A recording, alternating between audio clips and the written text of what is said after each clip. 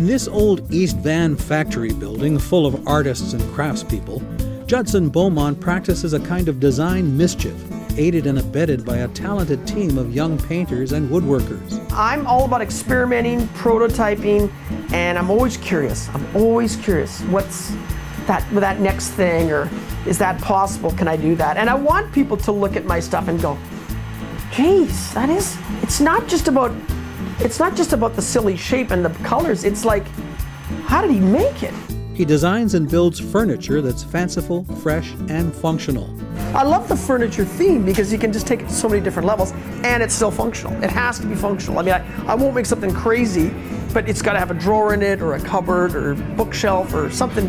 I figure if you're going to buy a Judson Beaumont, you should be able to use it as much as enjoy the look of it. Like the grandfather clock wearing a wristwatch, perhaps sitting on a bench, the impossible-looking beaver cabinet, the boom cabinet, or the cracked cabinet, the crash tables, or the bad table with its leg lifted like a dog relieving itself, the canned seat, Anne Armoire, or Hollis, or Verne, or Judd, or the Juddies, tables and chairs for a Dr. Seuss museum.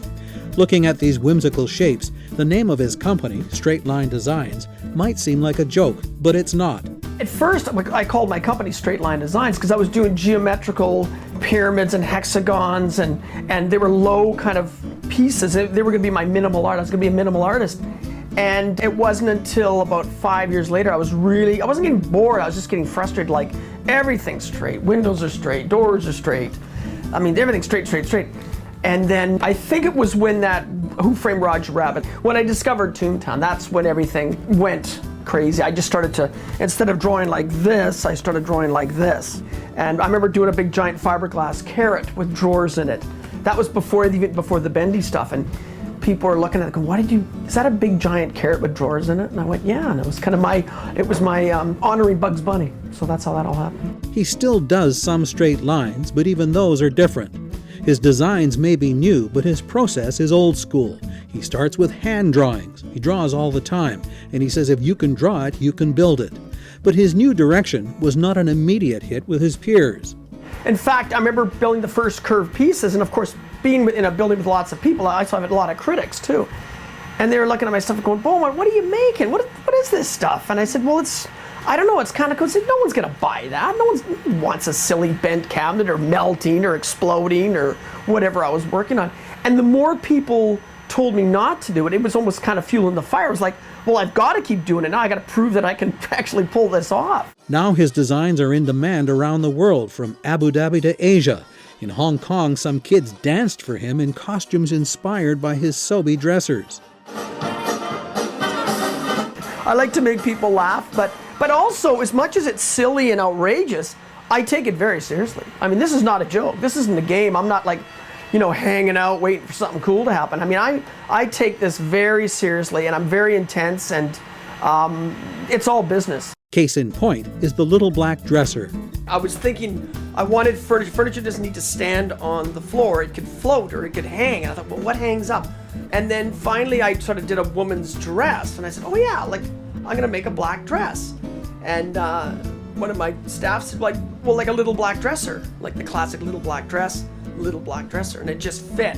Some of his most playful designs are actually all business. Like these doghouses that I'm doing. What was good about that particular piece is it got me a lot of attention. A lot of attention was just brought in, and we went to New York, we got in the papers, we got on Good Morning America. It just had this buzz about it. But the biggest thing is I showed it at a trade show in Vegas, and it introduced me to Disney. You gotta wow people. I love it when people go, I can't believe what I'm looking at. I don't even know what I'm looking at. Or the other one I like to hear is when they say, I've never seen anything like that. And the pet camper has resulted in a bigger commission, a treehouse camper for kids, coming soon to an airport near you. Always looking forward, Judson freely shares his ideas with art students. I enjoy it, and the reason why I do is, first of all, I like to share and I like to brag or whatever about what I do, because I'm happy, I'm proud of what I do, I love what I do. But what happens is, because I've been doing this for so long, these students are leaving my shop with a little postcard, and they saw a bunch of silly things. They graduate, they get jobs in interior designs or architectural firms or engineering companies, whatever they do. And then one day they hire me.